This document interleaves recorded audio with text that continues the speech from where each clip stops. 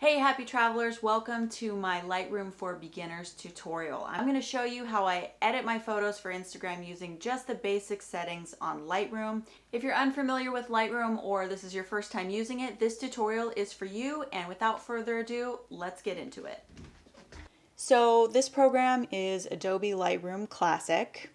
I subscribe to the photo package on Adobe Creatives. It's Lightroom and Photoshop, and it is $9.99 a month, $9.99 US.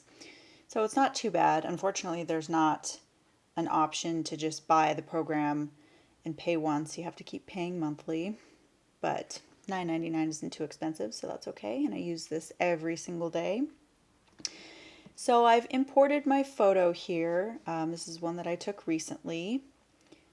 And normally what I do when I first import a photo is I'm going to crop it to Instagram, just so there's no cropping surprises once I actually upload it to Instagram. So crop is going to be over here. It's going to be this little square where it says crop overlay, or you can also press R. It's the keyboard shortcut, and I'm using a Windows here, so excuse me if I'm using the Windows shortcuts. They're pretty similar in Mac, but I will be saying Control and Alt and Shift and all that. So you see the crop overlay here, and then you're going to click over here on Original, and the Instagram crop. I always recommend people post portrait, which is up and down instead of horizontal. So I always post vertically, so my ratio is going to be 4:5 or 8:10 right here. And then I like to go by the rule of thirds, so I cut my feet off a little bit in here just because there wasn't quite enough room to keep that in. I usually keep myself in the lower third, just because it's kind of a trick of photography to go by the rule of thirds. So I'm going to keep myself in the lower third here, and then it looks pretty straight. If I had a photo that was that had a horizon or the ocean or something in it, I would make sure that's straight, because that's definitely something that can really make your photo look terrible if it's not straight. Done here.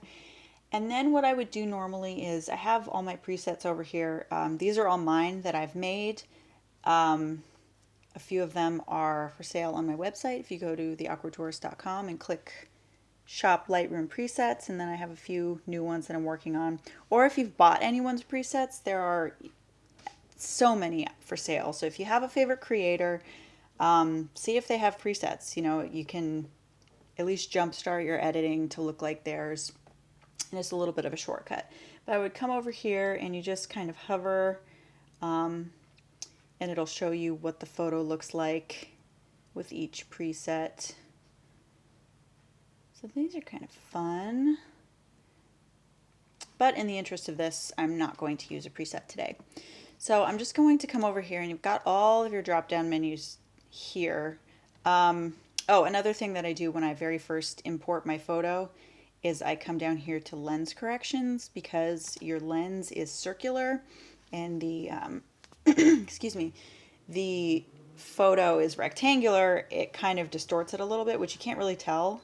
But once I click Enable Profile Directions, or Corrections, it kind of straightens it out just a little bit, which makes a difference. So I'm really not going to focus on any of these today, because this is just going to be a very basic beginner's tutorial. So when Kevin and I shoot Instagram photos, we always try to shoot slightly underexposed, which means a little bit dark. And we always shoot in RAW, which means it's not just going to be a JPEG, it's going to be a RAW file, which is a lot bigger, unfortunately, so they take up a lot more room on your hard drive or your computer. But it saves a lot more detail in the photo, so it's easier to edit later on if there's something wrong with it. But like I was saying, we shoot it a little bit underexposed just because it's easier to bring the light in the photo up than it is to darken a photo that's been overexposed, which means it's too light, too many highlights, it's too blown out. So this one is a little dark, as you can see, which is good. So I'm going to come over here to my basics. And the first thing I like to do is to mess with the light a little bit. So since it's a little bit dark, I like to bring my blacks up and bring my shadows up a little bit. In my photos, if you look at my Instagram feed, I like light and bright generally. So I will be editing this in the way that I edit, obviously. So if you want something else, just ask and I can see if I can edit in that way for my next tutorial. So as you can see, a lot of people just jump straight to exposure. Also, if you double click on these, it'll bring it right back to 0, so you're not trying to slide this. A lot of people just jump straight to exposure, which, I mean, it makes the photo lighter, obviously, but it's all over.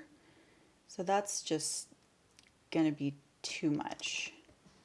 So with the blacks and the shadows, it just goes for those dark areas. It doesn't lighten up the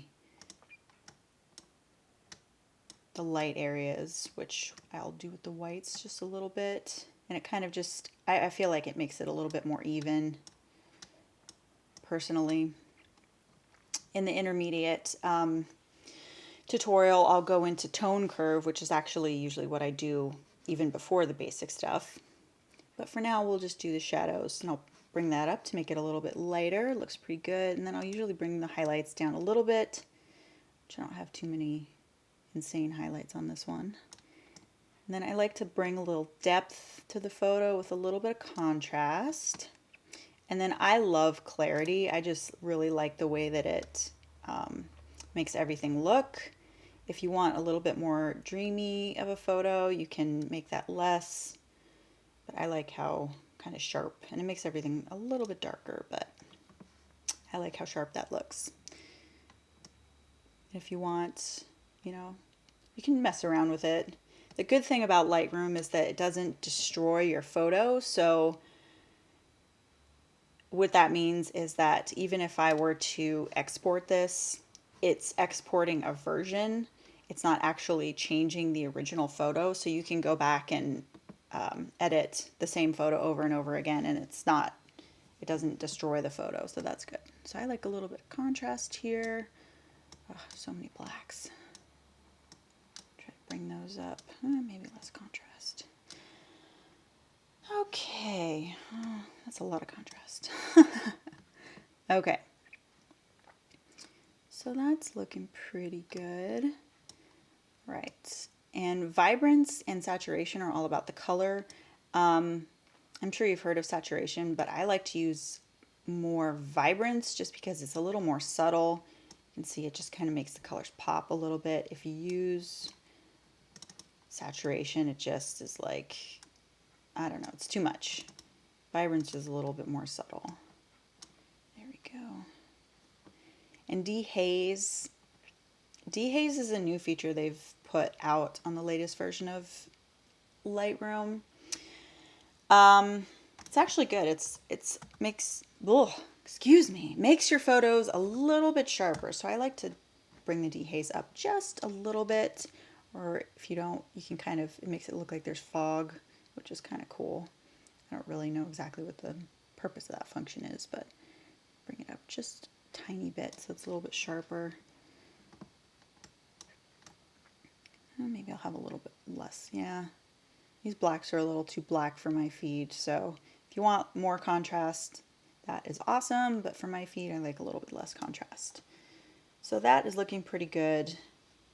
And so I'm gonna go to the exposure. That's like the last thing that I do, because I just want this to be a little brighter. Sorry, I'm using my keyboard, but if you just click on these, you can enter in the value or use your keyboard to go up, just because it's a little bit more controlled than using your mouse. So that looks pretty good. And I also like my feed to be a little bit warmer.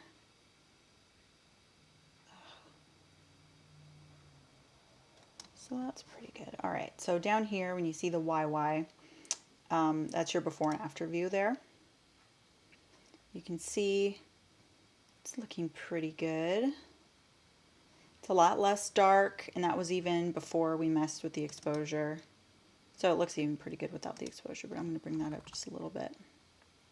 But you don't want your photos to be too dark at the beginning. If you have to bring this up like to 1 or above, that means you're probably shooting too dark.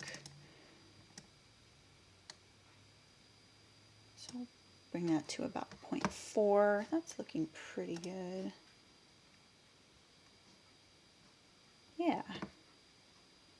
And you can mess with your saturation if you like a certain level. If you like pastel, that's where you're going to do that, is a little bit less saturation. It's still just a little dark. So I don't want the highlights to be too much. It's just way too bright. I think that's pretty good. Warm it up just a little bit. Oh, that's very pink. That's why I like to use the keyboard, because sometimes my hands get out of control with this. Just a little bit. Okay, that's looking like it would fit in my feed, I think. So this is going to be a little into intermediate territory, but I'll still let you know what all these functions are up here. So this is your crop overlay, as I've said. This is your spot removal. So what you do is you click on this. Spot removal actually works a lot better in Photoshop, but it's handy for Lightroom as well in case you have a spot. So you've got your preview of what your photo looks like up here. So here's your zoom functions, or actually if you're just in, you can just click on it and it'll zoom in. You can do it from over here as well. And so you've got your spot treatment over here, spot removal. Oh. And that's too big, so put that down a little bit. So you put that over a spot, and then it'll just automatically find what it thinks is the best pixels to replace that, so it's gone. Boom, pretty easy. If you have like people or something in the photo that you don't want, it's a pretty good tool. Red eye corrector, I don't know if that's necessary all that much anymore. Graduated filter is for if you only want to adjust part of the photo, so I'll drag it like this, and then if you click down here, show selected mask, it'll show you which part of the photo you'll be affecting. So this red part is what I'll be affecting, and then you adjust it over here and it'll only adjust what that red was highlighting. So if I wanted to do that, and then you can see the bottom here has not been affected, but that looks like crap. So maybe we'll do a little shadows up here. Okay. That's very helpful if you have like a sky that's a different, it's like a really bright sky or a really dark sky or something. You can just mess with the clouds or with the horizon like that instead of affecting the whole picture. You've also got your radial filter, which is like something that sometimes I'll do around my body. I'll just like kind of highlight. Ugh, this thing is tricky. Do that, and then as you can see, everything outside of my body is affected, or you can come over here and do invert, and that'll only affect what's inside the circle. So sometimes I'll do like a little clarity, my shadows up here, just kind of makes you pop a little bit. But I'll go more into that in the intermediate tutorial. This, I don't know why this is so long, it looks kind of funny, but this is the adjustment brush, which is something that I use all the time.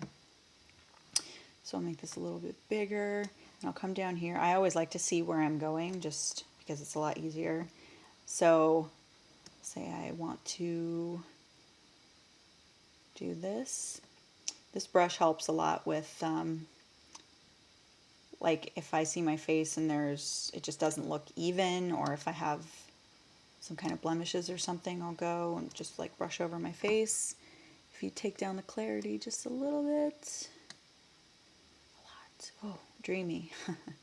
Take down the clarity just a little bit. It kind of smooths out your face, which is nice. Kind of got some shiny bits here. Kind of take the highlights down a little. And shadows up. So you're going to use these a lot, definitely, if you really get into editing. There are your basic functions. Temperature and tint. Temperature is really where you're going to make your warm and cool photos, obviously. Like I said, I like to go a little bit warm. Sorry, my computer's slow. Not that warm. Jeez. Control Z is going to be your undo, which I use all the time. So for you Mac users, Command Z. You've got all these up here as well, and it's got all the shortcuts. Redo is Control Y or Command Y. Perfect. Whoops. What did I do? Okay. Yeah, so that looks pretty good. That would be something that I would post. Oh, wait. Let's see. So if you really want to get into it, oh my, I would come in here, do the adjustment brush, check out these babies. Make sure I can see where I'm going here. There we go. I'll get more into this in the intermediate tutorial that I will do. I had such a sugar rush this day, but it was so good. Then I'll uncheck that so I can actually see what I'm editing here. Make that a little more saturated, just so it kind of pops a little bit more. But you can mess around with it. Click done, and then I'll click fit.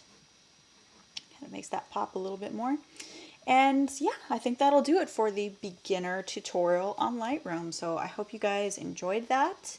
So to export it, I'm going to do Command Shift E. I think that's a Mac. I'm not sure if you guys have Shift. But for me on Windows, it's Control Shift E, or it's... Oh, that's what I clicked on earlier. Hello.